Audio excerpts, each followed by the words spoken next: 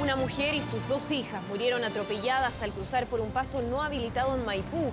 Su familia no se explica el accidente. Marcharon con sus bastones y toda su alegría. Adultos mayores se tomaron el centro para exigir sus derechos, sobre todo una rebaja en el transporte público. 10.000 hinchas del Monterrey despidieron al máximo goleador de la historia de su equipo. Humberto Suazo llega a la madrugada de este domingo a Chile.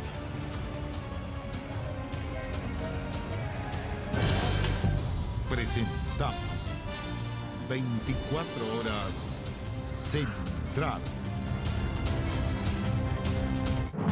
¿Cómo están? Buenas noches, bienvenidos a las noticias. Comenzamos con un drama ocurrido en la comuna de Maipú.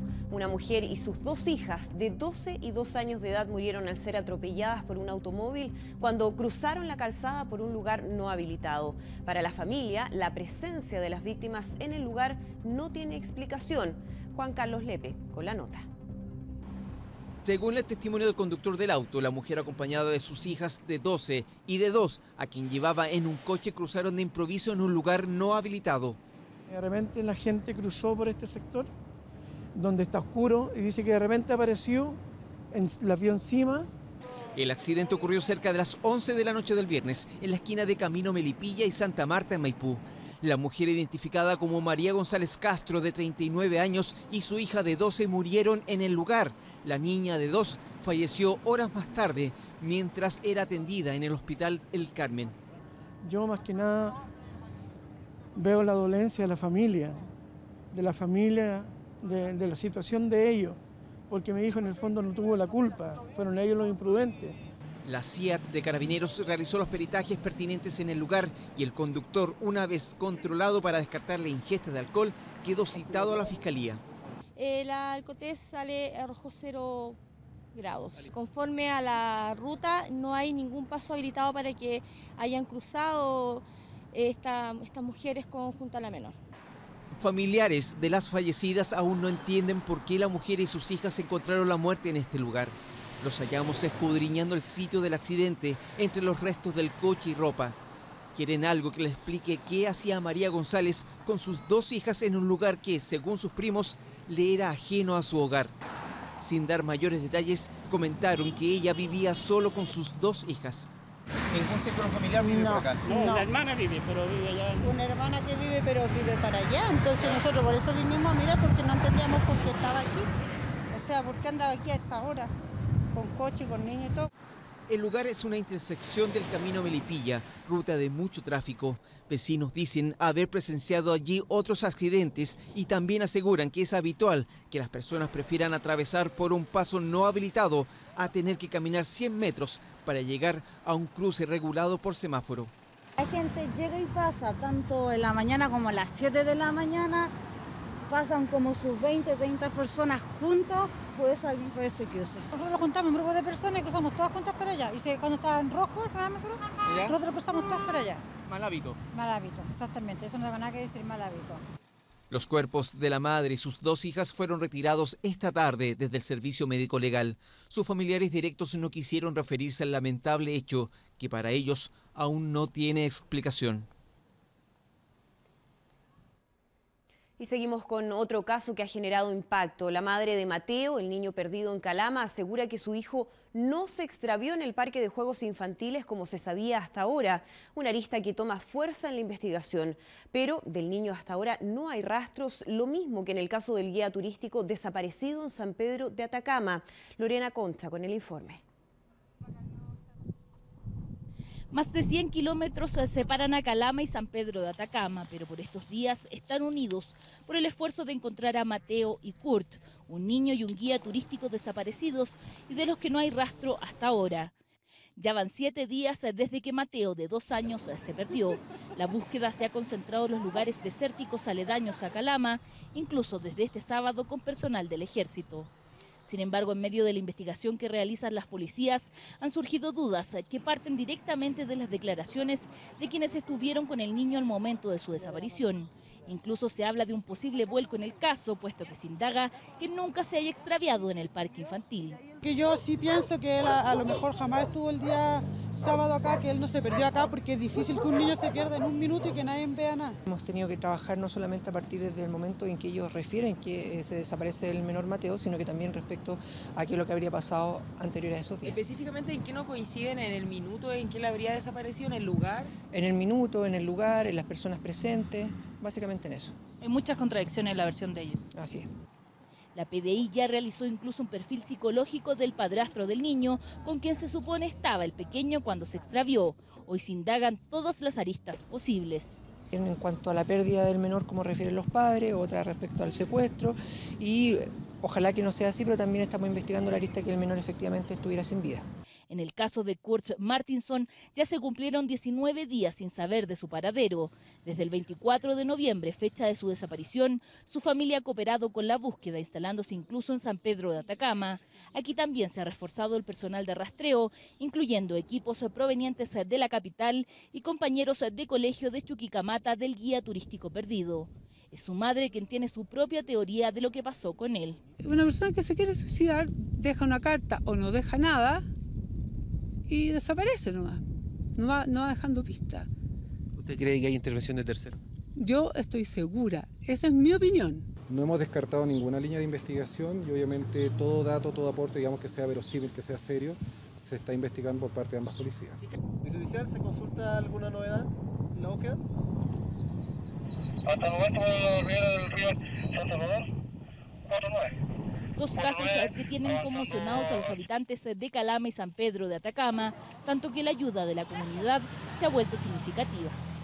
En jornadas de mañana y tarde se están realizando las búsquedas en estos dos casos que con el paso de los días se están volviendo cada vez más complicados. Este fue el informe para 24 horas desde Calama de Rafael Araya y Lorena Concha. Y me siento todavía como una lola de 20. Los adultos mayores, algunos creen que tienen que ser tontos graves. Teniendo el alma joven, uno sigue joven. Llena de vitalidad, así fue la marcha de los bastones convocada por agrupaciones de adultos mayores que hoy salieron a exigir una rebaja permanente en el valor de los pasajes del transporte público. Una manifestación que se transformó en una fiesta. Juan David Ayala nos cuenta.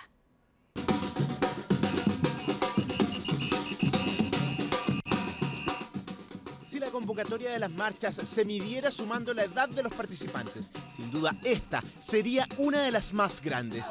Bailamos, tomamos, también protestamos. Cientos de adultos mayores levantaron sus bastones, salieron a la calle y convirtieron el Paseo Bulnes en Santiago en el epicentro de la fiesta.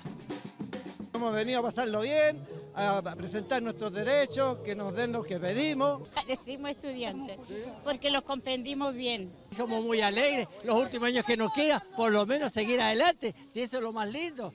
Es la marcha de los bastones. Adultos mayores de distintas comunas de la capital se reunieron en el Parque Almagro para exigir tarifa rebajada preferencial en el transporte público, en todo horario y en todo el país. Por la rebaja del pasaje igual que el estudiante, los 7 días de la semana y sin límite de horario. Reclaman que sus pensiones, que en promedio son de 90.000 pesos mensuales, no les alcanza para cubrir sus necesidades. Un viaje ida y vuelta en el Transantiago o en el metro para ellos equivale a 1 kilo de pan. Por eso decidieron salir a la calle a gritar por sus derechos y dignidad. O nos mejoran los pagos o bajan el Transantiago. Algunos tenemos un poco más del mínimo que otorgan, pero de todas maneras no te alcanza. ¿Y los demás? Yo vi quejarse a mis abuelos de la discriminación, a mis padres, y hoy día me toca a mí. Porque siempre no quiere que le pase a sus nietos. Y no quiero. Andrea vino desde Recoleta junto a su esposo a participar de esta marcha. Fue una de las personas que le dio ritmo a la manifestación. Eso que me vieron bailar con tantas ganas, me gusta el baile. Y no fue solo una fiesta de adultos mayores. Niños, jóvenes y otros no tanto los acompañaron en esta marcha. Los escolares no pagan y yo creo que ellos tampoco debieran bajarle el pasaje. Los adultos mayores los acompañaron a ustedes en muchas marchas. Sí, las marchas estudiantiles, así que ahora es una vuelta de mano hacia los abuelos. De a poquito, esta es la punta del iceberg. Por mientras el gobierno trabaja en una mesa multisectorial para encontrar una solución a los problemas que aquejan a los adultos mayores, los que han entregado toda una vida y ahora esperan recibir, aquellos que tienen el futuro en la espalda y el ocaso en la mano, los mismos que lo único que quieren es disfrutar cada minuto de vida. Breves nacionales. Eran pasadas las 8:30 de la mañana cuando unos 4 individuos vestidos de guardias de seguridad interceptaron al mismo número de vigilantes de la empresa de transporte de valores Intertecno en los estacionamientos del Mall Alto Las Condes. Ellos transportaban unos 900 millones de pesos para reponer dinero en los cajeros automáticos del centro comercial. El procedimiento fue interrumpido a balazos por los delincuentes, dejando a 2 de los funcionarios heridos a bala, uno en un pie y el otro en una pierna. Sin embargo, el asalto fue frustrado por los propios custodios del botín, quienes con sus armas respondieron al fuego. Claro, fueron hartos palazos, como 10 o 12 palazos. O sea, se enfrentaron ahí adentro entre los guardias contra los que eran falsos. En medio de la balacera, los ladrones huyeron en un automóvil que más tarde abandonaron en las inmediaciones del mall. La policía investiga a un hombre que llegó con una herida a bala en el pecho en el hospital San José, quien presumiblemente sería uno de los asaltantes, mientras que los guardias lesionados quedaron internados en la mutual de seguridad. Con una protesta ciudadana, un grupo de vecinos de La Reina esperan convocar el interés de la comunidad e informar acerca del rechazo a un anteproyecto inmobiliario que, según ellos, no es viable instalar en este sector de la comuna justo frente a la municipalidad. Encabezados por el alcalde Raúl Doncaster, los vecinos piden que se privilegie la continuidad del edificio del ex Colegio Las Américas para fortalecer la educación municipal, en lugar de promover la construcción de edificios residenciales que, según estiman, colapsarán el desplazamiento en el sector.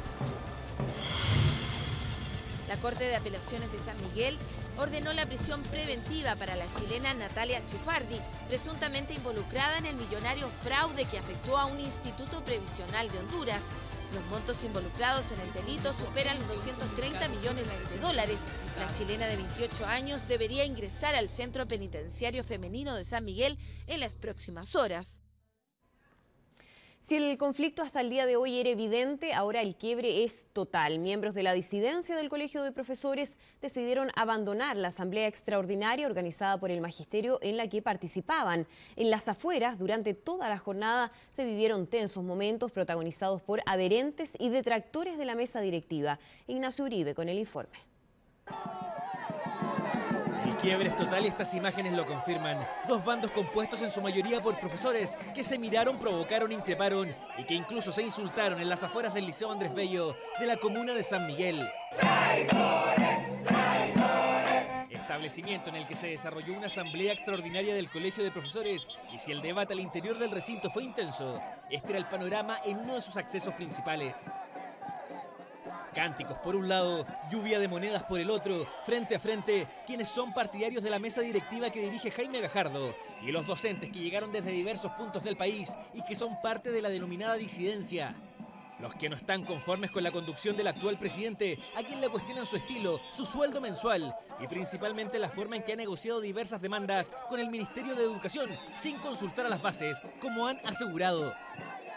La prensa no tuvo acceso a esta asamblea, la que en horas de la tarde vivió esta situación. Asambleístas disidentes abandonando la instancia, acusando mano sucia de la directiva. Como tienen mayoría en la asamblea, validaron que cada profesor valía 4, lo cual significaba que ninguno de los candidatos de nuestro sector que quería estar en las mesas técnicas, porque tenemos mucho que aportar, iba a estar presente. Se confirma entonces el quiebre total. Si algún grado de acuerdo se había logrado a la hora de conformar mesas de trabajo, la disconformidad por el sistema para elegir generó un nuevo conflicto.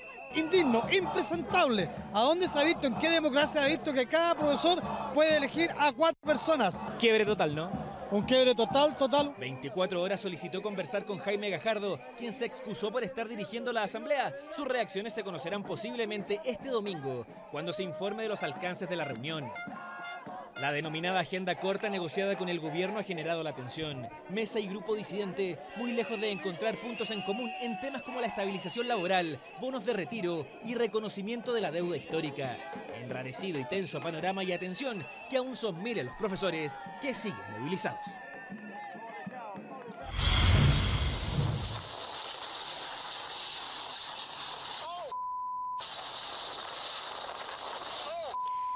Pavor entendible de este hombre que logró captar desde su terraza la furia con la que un tornado azotó la ciudad de Los Ángeles. Es la peor tormenta de la década en California, que ya llegó al sur del estado y ha hecho sentir su fuerza. Al menos 2 personas fallecieron, mientras la alerta de tornados, deslizamientos de tierra e inundaciones se mantiene. Florencia Vial con todos los detalles.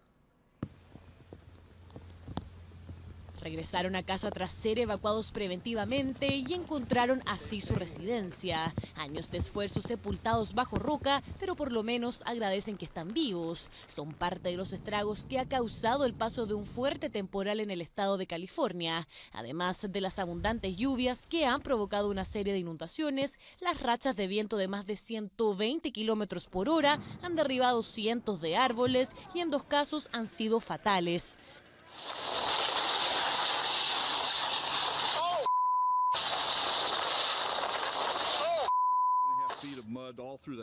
Primero todo quedó cubierto de barro. Era un río de barro por mi casa, pero luego vino lo peor y las rocas sepultaron mi hogar. Los equipos de rescate están desplegados por todo el estado ayudando a los damnificados. Sin embargo, en algunas zonas la situación es tan extrema que los mismos expertos han debido ser rescatados. Amarrado a una cuerda, este hombre intentó cruzar el río para salvar a una familia en peligro, pero a pesar de que nadó con todas sus fuerzas, la corriente del río fue más fuerte. El agua se llevó mi reja y el barro amenaza con destruir mi casa.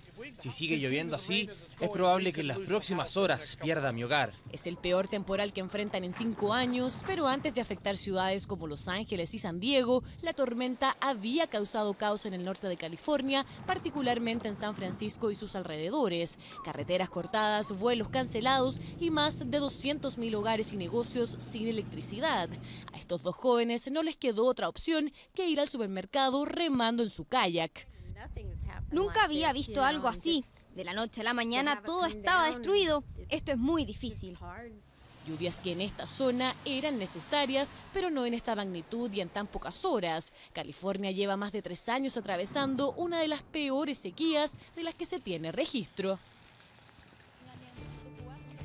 Y seguimos en Indonesia, donde al menos 18 personas fallecieron y cerca de 100 permanecen desaparecidas luego de que un deslave de tierra sorprendiera anoche a los habitantes de la isla de Java.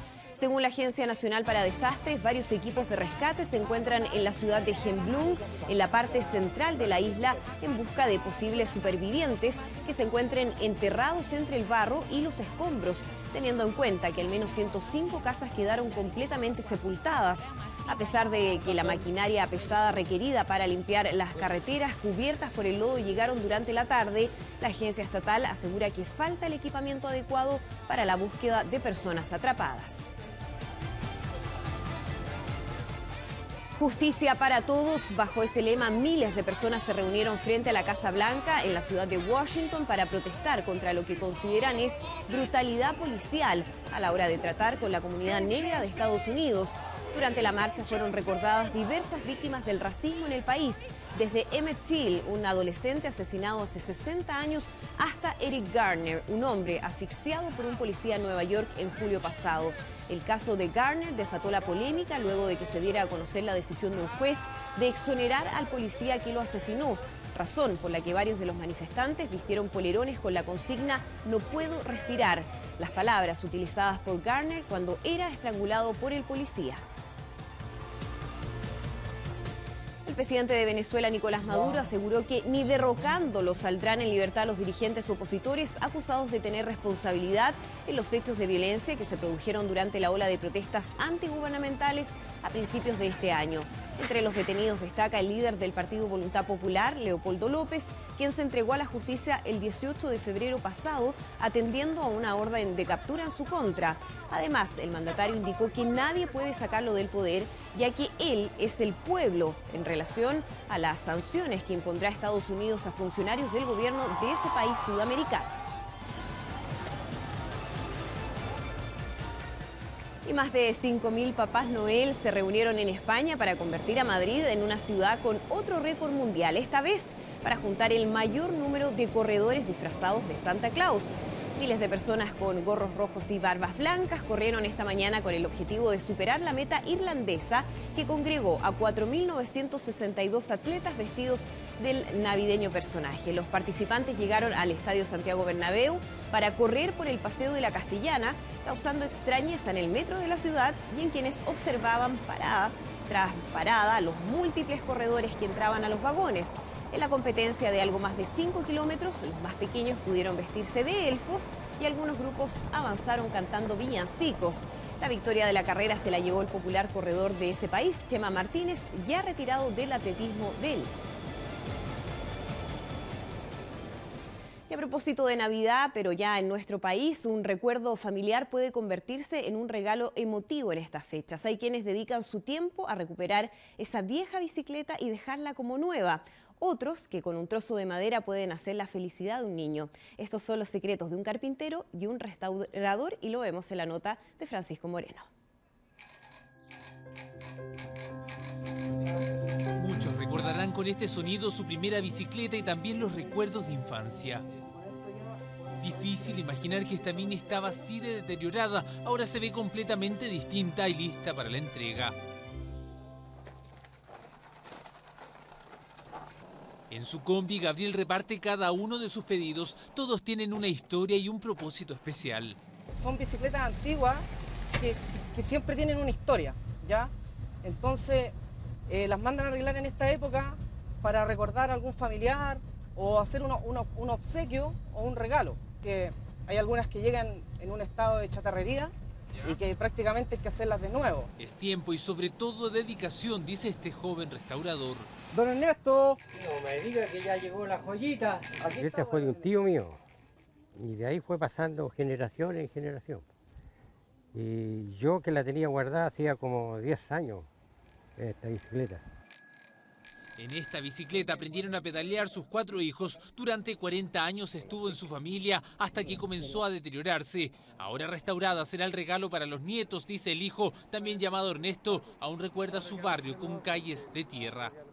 Retraerse a cuando uno era niño, cuando costaba tener una bicicleta. Hoy día ya es más común que la gente tenga una bicicleta. Y una bicicleta para 4, había que estar turnándose a andar en la bicicleta. Para mí es como un regalo de Navidad.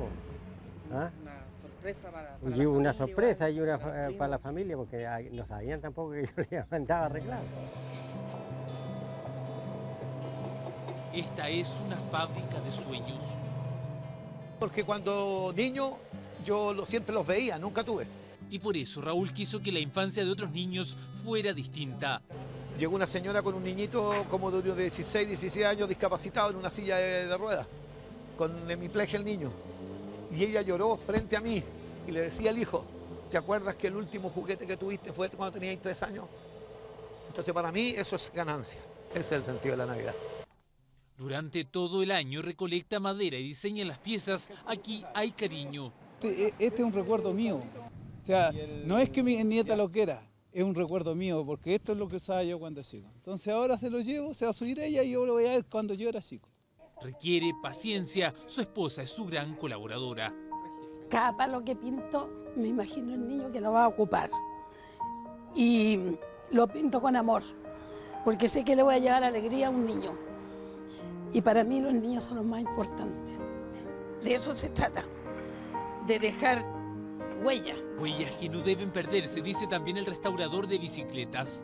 La vamos a restaurar completa, vamos a demorar 2 semanas y va a quedar totalmente como salida de fábrica. Comenzamos siempre sacando el manubrio y ver las piezas que vamos a salvar. Así va cambiando el aspecto de las antiguas bicicletas. La idea, eso sí, es que no pierdan su esencia. Una vez finalizado el trabajo quedan así. Son modelos únicos y valiosos que ya no están en las vitrinas. Qué mejor regalo que la historia misma de una familia. Son presentes auténticos y sobre todo emotivos. Nunca es tarde, dice el carpintero y el restaurador, para que un recuerdo vuelva a ser un significativo regalo de Navidad.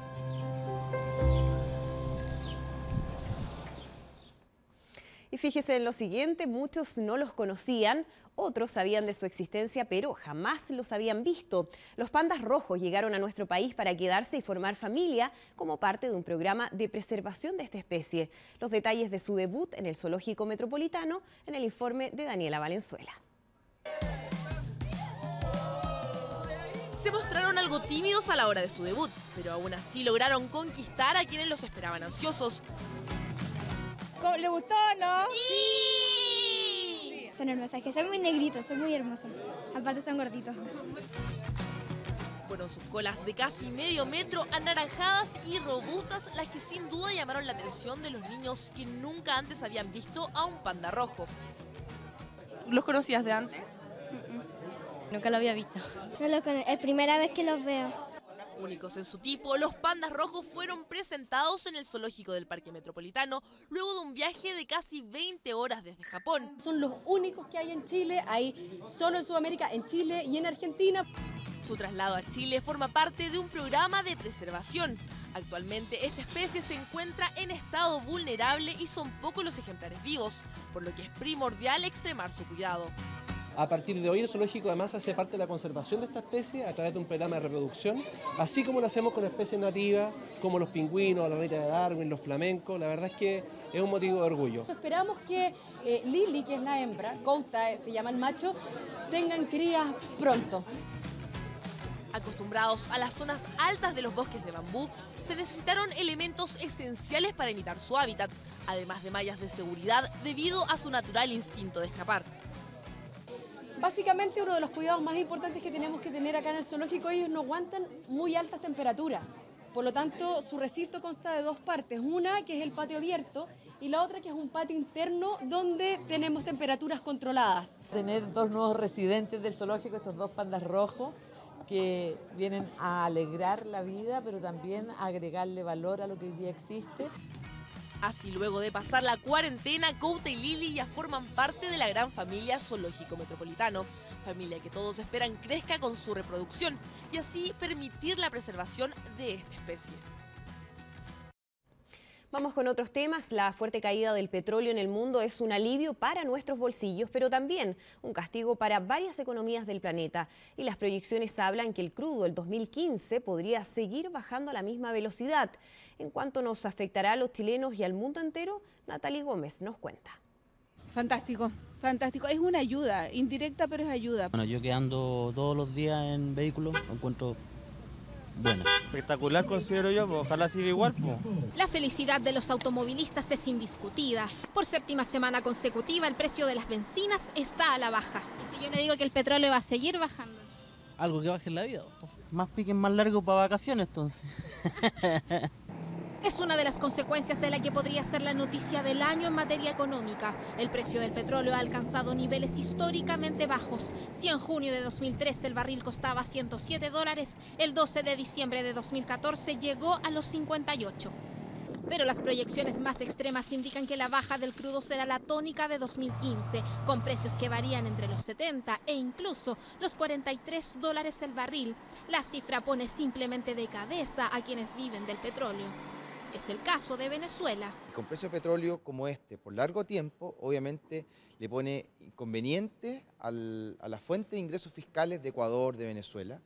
Y si esto sigue por un largo tiempo, yo creo que es bastante probable que Venezuela pueda caer en un default crediticio.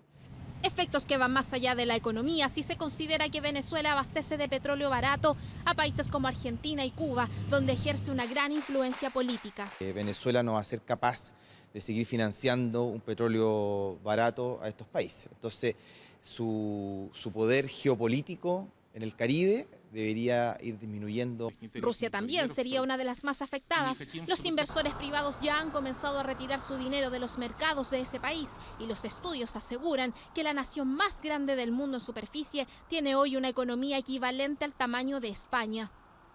Pero, ¿qué llevó a que el petróleo cayera del cielo a la tierra? En primer lugar, es una demanda por petróleo más débil debido a un crecimiento menor al esperado, especialmente en Europa con Alemania y por otro lado Asia con China. Sin embargo, la gran causa está en Estados Unidos. Con una nueva tecnología extraen petróleo desde las rocas, multiplicando las reservas de este país y desplomando el precio en el planeta. Estados Unidos llegó para desafiar el mercado a los principales incumbentes, que es la OPEP, que hoy día tienen el 40% de la producción mundial de petróleo. Proyecciones que en general apuntan a la baja, igual que los precios en Chile, que debieran seguir cayendo.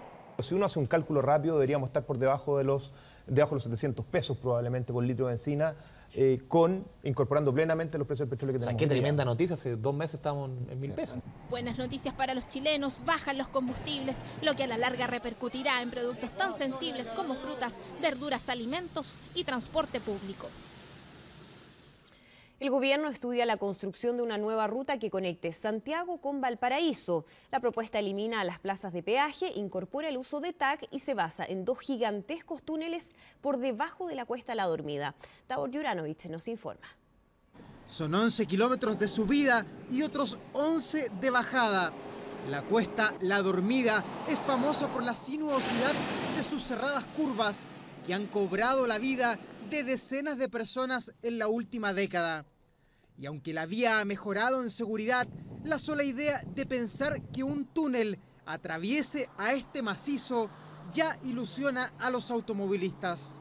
Ayudaría harto porque te ahorraría harto tiempo, combustible y todo, porque la subida igual te gasta harto combustible el vehículo.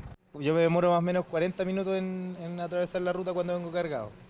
Y yo creo que unos 20 minutos se demorará. ¿En un túnel o menos? En un túnel, claro. 2 túneles de 7 kilómetros, que serán los más largos de todo Chile, son la novedad en este trazado, que pasando cerca de Tiltil y por debajo de la Cuesta La Dormida, promete conectar Santiago y Valparaíso en igual o menor tiempo que la actual Ruta 68. Hoy, con toda la experiencia que hay con los túneles, con todo el avance que hay de tecnología y de trabajo, ya no tiene la incertidumbre que tenía en el pasado, sino fíjense que en la misma ciudad de Santiago se han construido una serie de túneles por varios lugares con éxito y sin ningún problema de operación. La propuesta de los también dueños de la Costanera Norte ya está en manos del ministro Undurraga, que de aquí al mes de abril debe decidir si la declara de interés público e inicia los estudios para eventualmente licitarla en el año 2017. Esto mucho más allá que la coyuntura, mucho más allá que los fines de semana largos, mucho más allá que los días de Año Nuevo, ¿no? Esto requerimos una infraestructura para el país del futuro. La vemos con mucho interés por 2 razones. En primer lugar, porque genera una nueva conexión entre las regiones metropolitanas y la región de Valparaíso, y también porque es una manifestación de interés de los privados de invertir en infraestructura. Además del nuevo trazado, el Grupo Costanera quiere aprovechar la relicitación de la Ruta 68 en el 2024 para así adjudicársela, generando un par vial de 240 kilómetros que eliminará las plazas de peajes, instalando pórticos de cobro que a través del TAC cobren por los kilómetros que realmente utilizó un automóvil. Teniendo free flow se puede hacer inclusive precios más convenientes porque se puede distribuir mucho mejor. Hoy hay subsidios cruzados, hay gente que no paga y gente que paga más caro para de alguna manera compensar a los que nos pagan. Entonces, poniendo un sistema con free flow, con más vías de cobro a lo largo de los distintos trazados, se puede llegar a compensar. El proyecto contempla invertir 1.254 millones de dólares y debería estar listo en el 2021, año en el que también se anticipa podría operar un tren rápido que conecte Santiago con Valparaíso en 90 minutos. Seguimos con otros temas. Después de 2 años de rodaje, la película que muestra las últimas 7 horas de vida del expresidente Salvador Allende prepara su estreno. Allende en su laberinto es la cinta que este miércoles será presentada en el Teatro Caupolicán. Para conocer los detalles conversamos con su director Miguel Litín y Esteban Roa tiene la nota.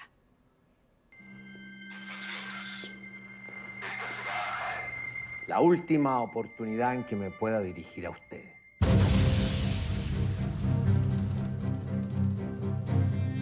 Cada cual a su puesto de combate. Más de 40 años. He estado leyendo libros, entrevistando personas, sobrevivientes, buscando en todo lugar un rastro, una imagen, una sugerencia. Y fue de esa investigación que Miguel Litín pudo reconstruir las últimas 7 horas de vida del expresidente Salvador Allende, desde que entró a La Moneda la mañana del 11 de septiembre de 1973, hasta que salió envuelto en un chopino boliviano. Tránsito histórico a La Moneda. Pagaré con mi vida la lealtad del pueblo. Del año 73 a esta parte siempre todos los chilenos nos hemos estado interrogando, por lo menos de mi generación, sobre lo mismo. ¿Qué fue lo que ocurrió y por qué ocurrió? Señor presidente, se ha producido un levantamiento de las instituciones armadas. Quienes le solicitan la renuncia. ¿Cómo se atreven? Están hablando con el presidente constitucional de Chile. Está el Allende superhéroe, épico, grandilocuente, el Allende de los discursos, de las grandes frases. Y por otro lado, el que poco se conoce también, que el papá de familia, el amigo bonachón, el bueno para la talla. Estas imágenes fueron parte de los 17 días de rodaje. Aunque la idea era grabar íntegramente en Chile, gran parte de la cinta tuvo que ser filmada en el Palacio Amarillo de Venezuela, el edificio de relaciones exteriores de ese país. Yo gestioné el préstamo de La Moneda, pero fue prácticamente imposible. Fue un tiempo de burocracia perdido y como algunos cineastas tenemos poco tiempo, pues me fui donde mejor podía filmar. Mi hijo me dicen que lo llevaron al regimiento. Me dicen que lo fusilaron. Es gran parte de la historia de Chile en sus hombros, los hombros de Allende. Sinceramente, era demasiado para poder llevarlo todo a una película. La producción, que costó cerca de $13 millones, se muestra al Allende íntimo, su relación con la Payita, su secretaria interpretada por Aline Kuppenheim.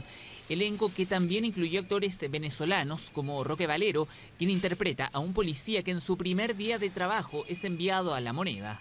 Vamos a ver a un personaje cómo va cambiando de un estado anímico al comienzo de la película hasta que finalice la película con otra perspectiva de la vida, otra perspectiva de la política, otra perspectiva de la sociedad chilena. Uno recuerda además lo que ha sido parte de su vida y lo que fue durante tantos años aquel peregrinar de país en país recordando Chile, recordando cada rincón de Chile y recordando la imagen del presidente y de su gesta. Entonces en ese momento pues se produce la cristalización de todos esos sueños, de todos esos recuerdos. Una película que este miércoles será presentada en el Teatro Caupolicán y que en marzo del próximo año llegaría a los cines comerciales. Fíjese en lo siguiente, no solo es un espectáculo pirotécnico, también es una oportunidad de negocio para los porteños. Familias que arriendan sus balcones frente al mar, ofreciendo incluso coctelería. Es la bienvenida al 2015 y TVN lo va a llevar hasta sus hogares. Mónica Holguín nos cuenta. La mejorita, dígame de qué no, pues. Asegura no hay ninguna que se le compare. Es la vista desde la ventana de su casa en el Cerro Artillería. Con 85 años, lleva 10 arrendando su terraza para el Año Nuevo en Valparaíso. El día de Año Nuevo se llega a estremecer. Entonces aquí queda un tremendo espacio. 800.000 pesos por un grupo familiar de 10 personas como máximo, sin comestible ni bebestible. Eso sí, con la señora Elena incluida. La idea es que ellos se sientan bien, que se sientan como están en su casita. Ellos tienen derecho a la cocina, todo, allá todo. Ustedes que el hall es grande, es bonito, ahí tienen un buen tocadisco. Los invito a que se enamoren de Valparaíso. Si quiere un año nuevo un poco más sofisticado, en el mismo Cerro Artillería, estos jóvenes trabajan a toda máquina restaurando esta vivienda de 3 pisos. Reciben ofertas, aún no deciden cuánto van a cobrar. Muchas ofertas, o sea, no hay día que no pase que no haya un turista que pregunte, que cotice. Nuestro perfil de gente, como te digo, es gente que tenga el mismo sentimiento, o sea, que ame Valparaíso. Eso sí, hay que tener ojo. Estas fechas son especiales para que los delincuentes aprovechen de cometer estafas. Aquí algunas recomendaciones. Cerciorarse, tal vez con algún tipo de amigo, algún familiar o algún pariente acá en la región que pueda ver y verificar si efectivamente el lugar existe, como primera recomendación. Y también ser bastante suspicaces cuando el número de cuenta sea una cuenta RUT que no tiene las mismas formalidades, por ejemplo, que una cuenta corriente. Y mientras Valparaíso y Viña del Mar alistan las plataformas metálicas para el espectáculo pirotécnico, TVN prepara su propia plataforma audiovisual. Estamos con un equipo técnico de más de 80 personas, tenemos cámaras en distintos puntos de Valparaíso, estamos buscando las mejores tomas también para mostrar a todo Chile y a todos los chilenos que están fuera del mundo las mejores tomas de los fuegos artificiales, bueno, y la mejor fiesta que hay acá en Valparaíso. Todo precedido por un show televisivo animado por bandas como Noche de Brujas y Pata de Cumbia. Así que relájese, TVN le lleva el show hasta el living de su casa. Usted solo preocúpese de brindar y darle la bienvenida al 2015. Bueno, y a propósito del nuevo año, 15 días feriados, 6 fines de semana largo y 4 fines de semana que serán sándwich. Son los buenos números que hasta ahora nos tiene este próximo año 2015. Algunos más de los que tuvimos de este año que ya se nos va. No termina este 2014, no comienzan las vacaciones, pero ya muchos se preguntan ¿cuántos días feriados tendremos el 2015? Sacando cuentas, entre fines de semana largos y los llamados sándwich, las noticias no son buenas ni malas. Este 2015 habrá 15 feriados, igual cantidad que el presente 2014. No sé si salir necesariamente por el tema plata, pero si hay descanso, Flor. A mí me favorece porque yo trabajo de lunes a viernes y los festivos no tampoco los trabajo, así que a mí me sirve. Los fines de semana largos serán el viernes 3 de abril, el viernes 1 de mayo, el lunes 29 de junio, el viernes 18 de septiembre. Además, el lunes 12 de octubre y el viernes 25 de diciembre, que es Navidad. Espectacular, porque más días libres mejor. Hace falta un descanso, no es malo. Yo no tengo vacaciones, enero ni febrero. Entonces, para mí va a ser mejor porque así fin de semana largo voy a poder descansar. El próximo año 4 fines de semana serán sándwich. El viernes 2 de enero, el viernes 22 de mayo, el viernes 17 de julio y el lunes 7 de diciembre, antes de la celebración de la Inmaculada Concepción. Los días festivos son ideales para salir de la ciudad, pasear, festejar o simplemente descansar del estudio o el trabajo. Pero estos días de asueto afectan al crecimiento o la economía del país. Claro que afecta, demasiado afecta, pero bueno, son feriados legales que lo están dando y es que aprovecharlo y respetarlo. Hay algunas empresas que no las respetan. Al menos a mí no me perjudica, al contrario, me favorece. Aprovecho a descansar.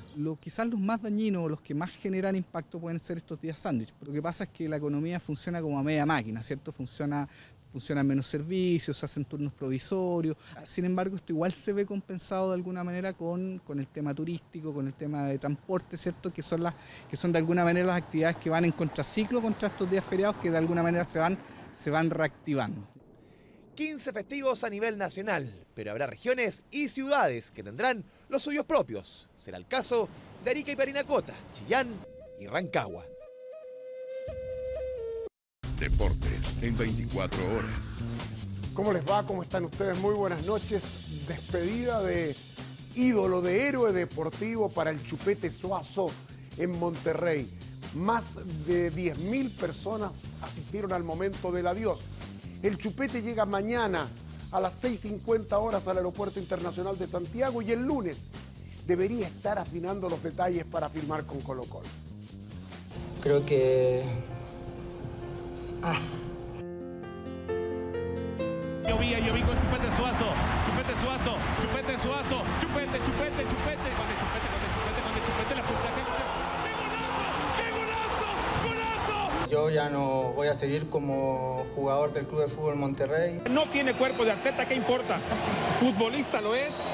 Y qué manera de demostrarlo. Él está siendo campeón al equipo de Monterrey, porque él lo revivió. Un equipo que estará eternamente agradecido por los 5 títulos y los 121 goles de Humberto Suazo, muchos de ellos importantes como este, el del año 2009, que le dio el título a los Rayados frente a Cruz Azul. Y viene Chupete contra Corona. Chupete, Chupete, Chupete, Chupete, gol. Gol del título. De 12 años de Malavia. Uno de los tantos goles que regaló el Chupete chileno Monterrey, que lo convirtió en el jugador más importante del club. Pero toda historia tiene su final y este viernes la de Suazo con Monterrey terminó felizmente. Espero que la gente me recuerde por los momentos buenos que pasé en la institución. La invitación era para este sábado a las 10 de la mañana de México en el Estadio Tecnológico para que la mayor cantidad de hinchas asistieran a la gran despedida de su máximo ídolo. Al final fueron cerca de 10.000 fanáticos que le dijeron adiós a Humberto Suazo.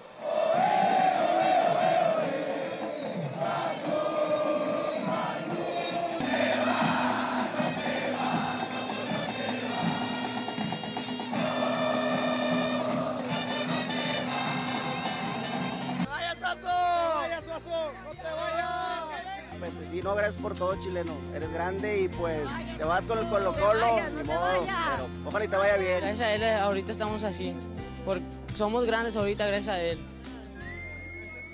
Es muy bonita la despedida, se lo merece, pero esté, donde vaya, aquí lo esperamos para el Estadio Nuevo. Una jornada emocionante donde Suazo estuvo con sus 4 hijos y su esposa. Junto a ellos se dio una vuelta olímpica al estadio donde no paraban los cánticos, que de seguro Chupete no olvidará.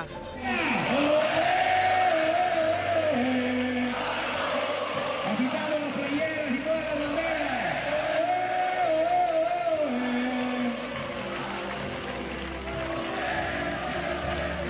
Gracias a todo el público. Fue noticia en todo México el adiós de Chupete en Monterrey, casi tan importante como la propia final del torneo que se juega este domingo. El artillero chileno deja su legado a los Rayados, una leyenda viviente del fútbol chileno que pretende seguir agrandando el Colo-Colo, su próximo equipo.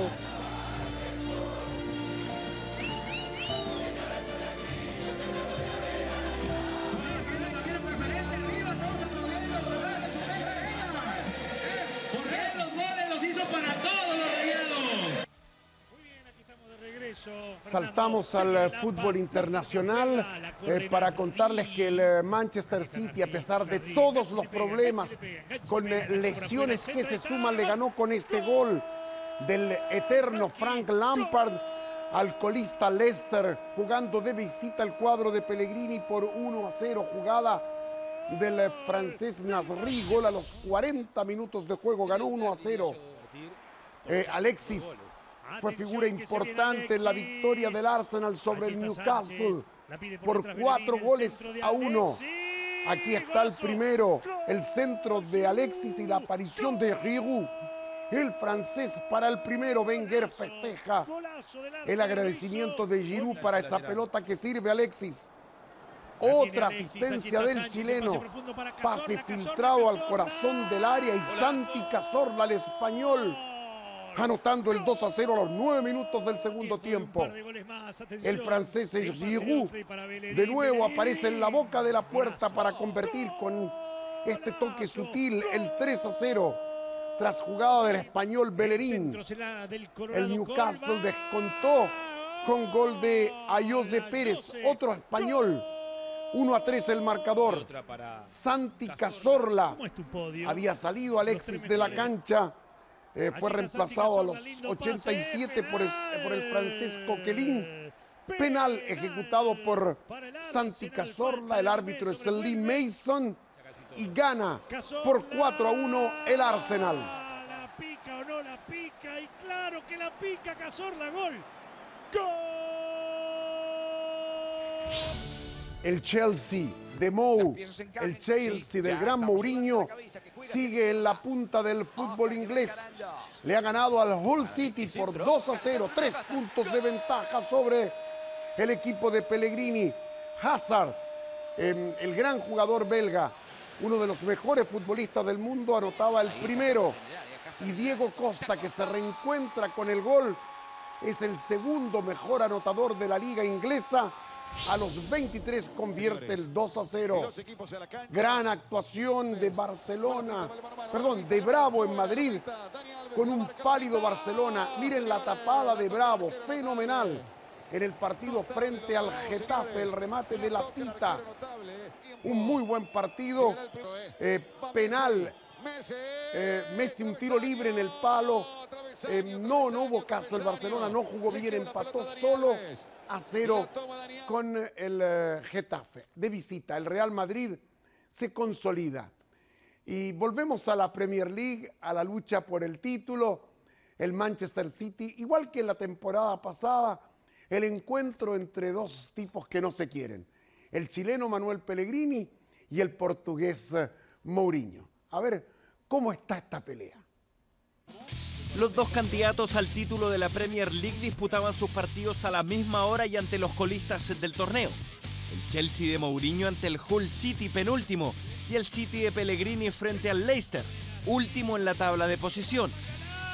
Pero ninguno la tuvo fácil, llegaban agotados por sus compromisos de mitad de semana por Champions League, y más los del técnico nacional, que se jugaron el paso a octavos de final. Estoy muy satisfecho porque fue un partido difícil y una semana complicada. Teníamos que intentar clasificarnos en la Champions, lo hicimos y 72 horas después otro partido, lo cual no es suficiente para recuperarse. Seguimos a 3 puntos, que es lo más importante. Victoria importante por la cuenta mínima que los mantiene en carrera a 3 unidades de los Blues del Portugués, que no aflojan y se llevan un triunfo trabajado por 2-0. No jugamos especialmente bien, pero fue suficiente para conseguir el triunfo y dedicárselo a nuestros fanáticos y sobre todo para mantener la distancia con el City. El Chelsea de José Mourinho frente al Manchester City de Manuel Pellegrini, una lucha de técnicos que fecha a fecha va encendiendo la disputa por la corona de la Premier League. Golpe a golpe la disputa entre estos dos técnicos, como fue la pelea de anoche en Puente Alto por el título mundial de la categoría gallo en la división de la FIB.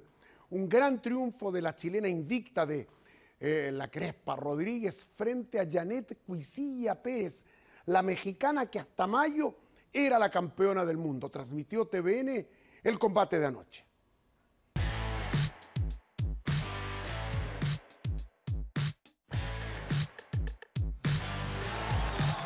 Ambiente de fiesta en Puente Alto, casi 5.000 personas, entre ellos varios rostros conocidos, llegaron este viernes al frontis municipal para apoyar a la campeona chilena. Vamos Crespa, que se puede, vamos que se puede. A esto venimos, a verla ganar. Es la campeona.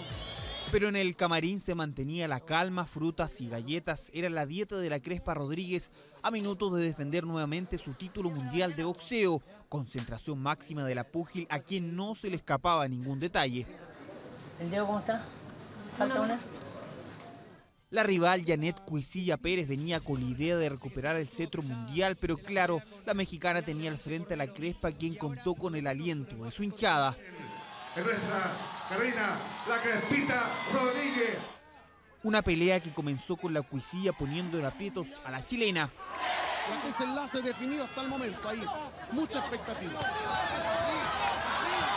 Y otra vez Janet Pérez se va encima. Aunque luego la Crespa tomó el control del combate y logró buenos ataques. Del primer minuto. Ahí está, qué lindo. Y ha comenzado este noveno con calidad. Nueva derecha de la Crespa. La gente se empapó con la pelea, sobre todo esta señora.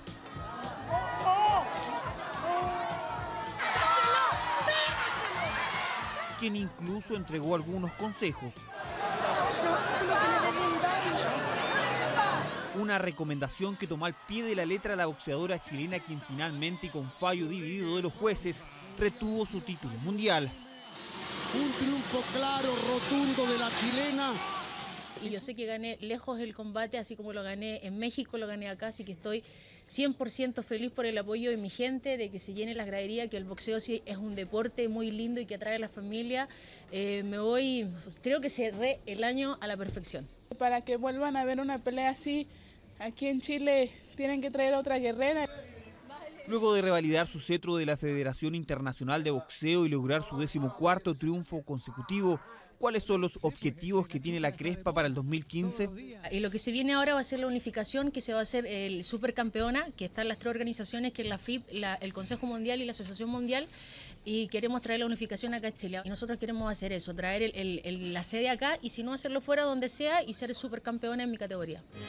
Unificar coronas y traer esa pelea a nuestro país son los desafíos de la Crespa, quien sigue en lo más alto del boxeo mundial. Ustedes saben que hay cambio de torneo en el fútbol chileno, está terminando la apertura con la postemporada, viene el torneo de clausura y hay movimiento en el mercado. El Chupete Suazo a Colo-Colo, Luis Marín, el portero, es baja en la U, se va a Estados Unidos. Mario Salas, el técnico de Huachipato, está confirmándose en Universidad Católica. Y Roberto Gutiérrez, el goleador de Wanderers, con 12 anotaciones, tiene 4 ofertas del extranjero, al margen de un par de tentaciones locales.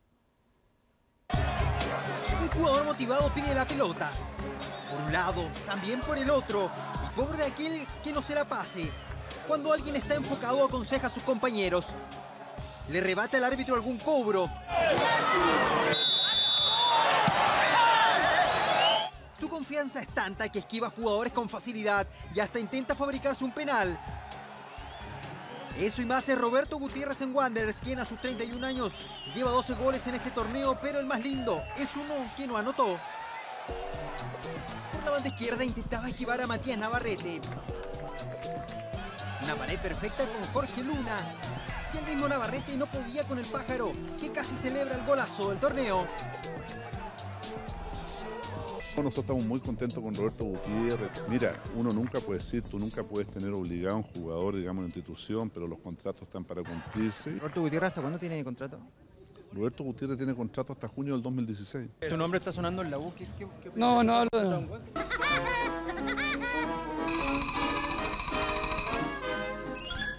Si tenía dudas de por qué le dicen pájaro a Gutiérrez, al ver al pájaro loco se le tendrían que disipar las dudas. Claro, el peinado es igual y el histrionismo del dibujo animado semejante a la del futbolista en la cancha. Un jugador que sueña con ganar la liguilla con su equipo. Contento por lo que está haciendo el equipo y bueno, a seguir. Creo que todavía nos falta un poquitito. Es de la cantera cruzada con pasado en el fútbol mexicano, pero con un recuerdo negro en Colo-Colo. Hoy Roberto Gutiérrez, a sus 31 años, sigue más vigente que nunca.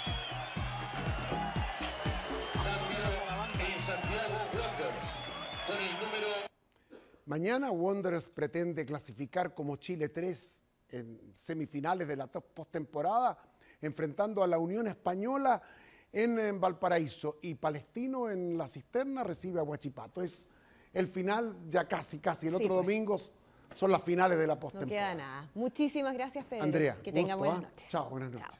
Y nosotros comenzamos a despedir ya esta edición de 24 Horas Central. Como siempre, muchísimas gracias por habernos acompañado. Ya viene Tulio Triviño y todo el equipo de 31 Minutos. Que tengan buenas noches.